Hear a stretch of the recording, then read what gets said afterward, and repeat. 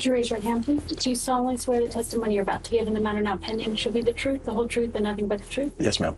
Would you please state your full name?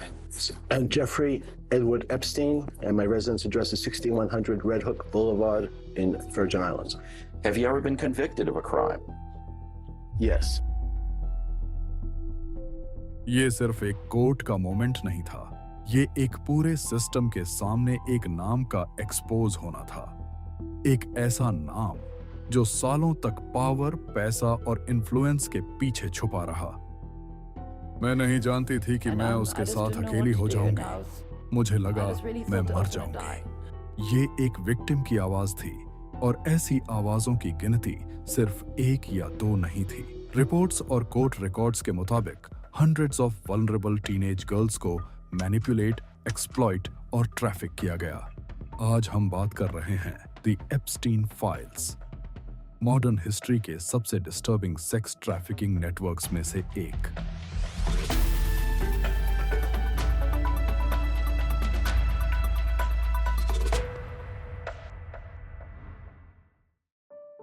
Jeffrey Epstein का जन्म 1953 में ब्रुकलिन, न्यूयॉर्क में हुआ।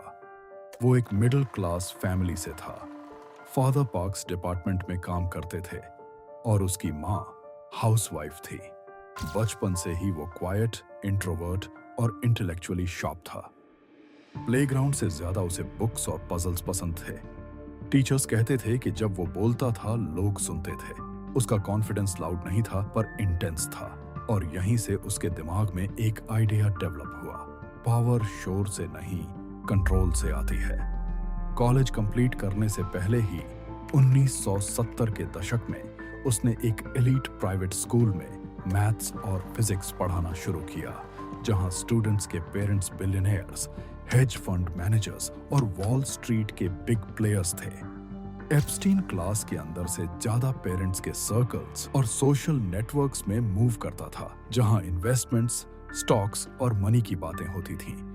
इसी एनवायरनमेंट में उसकी लाइफ का पहला बड़ा टर्निंग पॉइंट आया।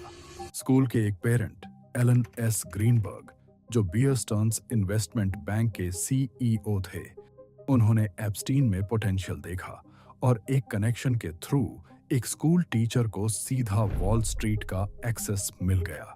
1976 में एप्स्टीन बियर स्टर्न्स ज्वाइन करता है, बिना MBA, बिना डिग्री के। उसके पास सिर्फ दो चीजें थीं, नंबर्स को समझने की एबिलिटी और लोगों को रीड करने की स्किल। 1980 के दशक तक वो अल्ट्रा रिच लोगों का फाइनेंशियल एडवाइजर बन चुका था। वो क्लेम करता था कि वो सिर्फ बिलियनियर्स के पैसे मैनेज करता है। क्लाइंट्स के नाम कभी ओपनली डिस्क्लोज नहीं हुए, लेकिन उसकी लाइफस्टाइल सब कुछ बोलती थी। प्राइवेट जेट्स, लग्जरी मैंशंस और वर्जिन आइलैंड्स में प्राइवेट प्रॉपर्टीज। धीरे धीरे उसका सर्कल सिर्फ रिच नहीं, पावरफुल भी हो गया। पॉलिटिशियंस, बिजनेस टाइकून्स, रॉयल्स और elite networks, exclusive dinners, private meetings और क्लोज्ड गैदरिंग्स। दोस्तों, कोर्ट डॉक्यूमेंट्स, फ्लाइट लॉग्स और पब्लिक रिकॉर्ड्स के मुताबिक एप्स्टीन के सोशल और प्रोफेशनल कनेक्शंस दुनिया के पावरफुल लोगों तक जाते थे। इन रिपोर्ट्स और डॉक्यूमेंट्स में Bill Clinton, former US president, prince Andrew, British royal family, Alan Dershowitz, famous American lawyer, Les Wexner, billionaire businessman, Victoria's Secret founder, और कुछ रिकॉर्ड्स और सोशल लॉग्स में डोनाल्ड ट्रंप और स्टीवन हॉकिंग जैसे public figures के social interactions और events का भी मेंशन मिलता है। इंपॉर्टेंट बात यह है कि ये एसोसिएशंस, ट्रैवल लॉग्स और सोशल लिंक्स हैं, कन्विक्शंस नहीं।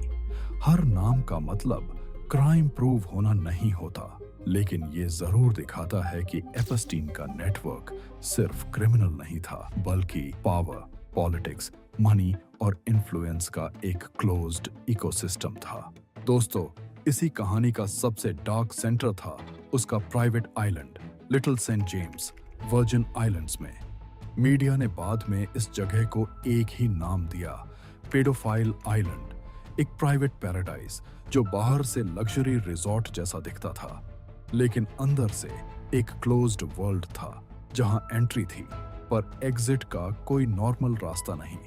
आइलैंड पर private villas, underground rooms, surveillance cameras और रेस्ट्रिक्टेड जोनज थे। लोकल रेजिडेंट्स के मुताबिक वहां सिक्योरिटी इतनी टाइट थी कि बिना एप्स्टीन के डायरेक्ट परमिशन के कोई आइलैंड से बाहर भी नहीं जा सकता था। ये आइलैंड सिर्फ एक जगह नहीं थी, ये एप्स्टीन के क्राइम्स का ऑपरेशनल सेंटर था और इस आइलैंड तक जाने का रास्ता भी नॉर्मल नहीं था। एप्स्टीन का प्राइवेट जेट, जिसे दुनिया ने नाम दिया लोलिटा एक्सप्रेस, फ्लाइट लॉग्स के मुताबिक ये प्लेन सिर्फ ट्रैवल का मींस नहीं था, ये एक मूविंग क्राइम सीन था। यंग गर्ल्स, पावरफुल लोग और एलिट गेस्ट्स सब इसी जेट के थ्रू आइलैंड तक जाते थे। रिकॉर्ड्स, लॉग्स, टेल नंबर्स और डेट्स सब डॉक्यूमेंटेड है। प्लेन का नाम ही खुद में एक डिस्टर्बिंग सिग्नल था, लोलिटा एक्सप्रेस, जो पावर, अब्यूज और एक्सप्लॉयटेशन का सिंबल बन गया। गिस्लेन मैक्सवेल जेफरी एप्स्टीन की सबसे क्लोज एसोसिएट थी। वही लड़कियों को ग्रूम करती थी, रिक्रूट करती थी और नेटवर्क को मैनेज करती थी। बाद में यूएस कोर्ट ने उसे सेक्स ट्रैफिकिंग और माइनर एक्सप्लॉयटेशन के केसेस में कन्विक्ट किया और आज वो 20 साल की फेडरल प्रिजन सेंटेंस काट रही है। कोर्ट टेस्टिमोनीज के मुताबिक एप्स्टीन यंग गर्ल्स को मसाज के नाम पर रिक्रूट करता था। उन्हें कैश दिया जाता था और फिर उनसे कहा जाता था कि अपनी फ्रेंड्स को भी लेकर आओ। जो लड़की नई गर्ल्स लाती, उसे एक्स्ट्रा पैसे मिलते।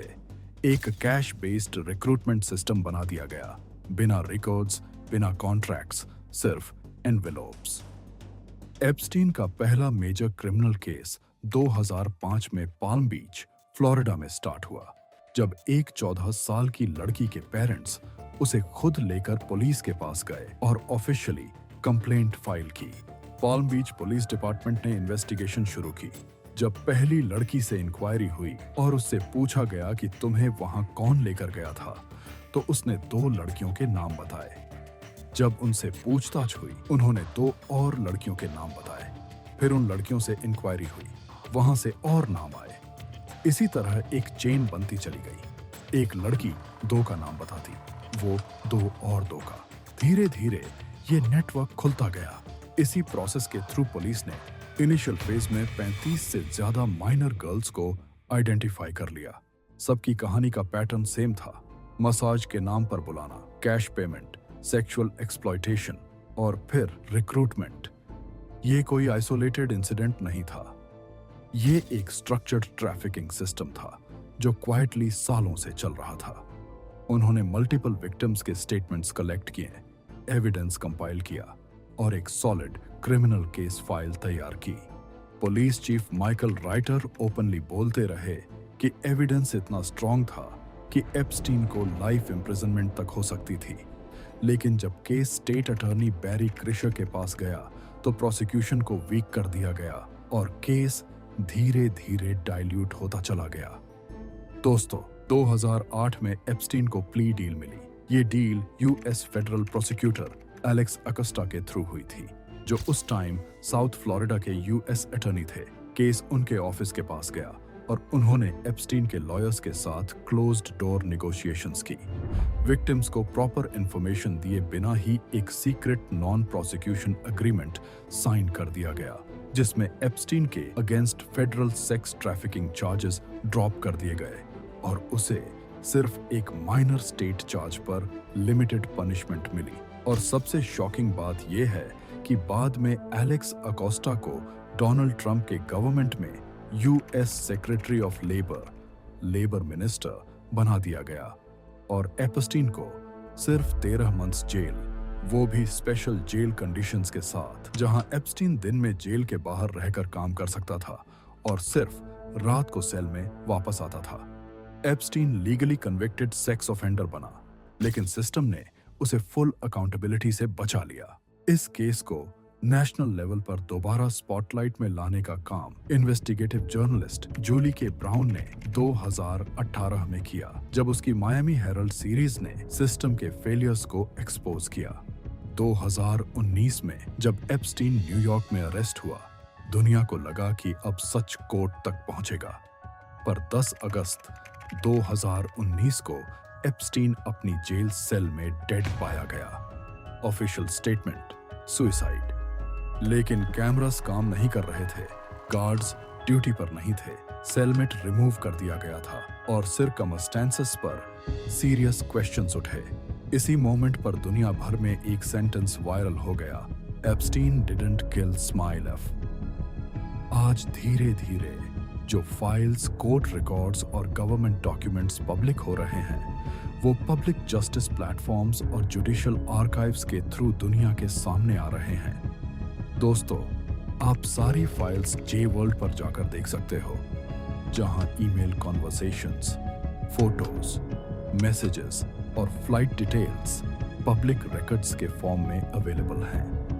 अगर आपको ट्रू स्टोरीज टीवी की यह वीडियो इंफॉर्मेटिव और आई ओपनिंग लगा हो तो लाइक जरूर करना, चैनल को सब्सक्राइब करना और इस वीडियो को शेयर करना। मिलते हैं अगले वीडियो में एक और रियल स्टोरी, एक और हिडन ट्रूथ के साथ।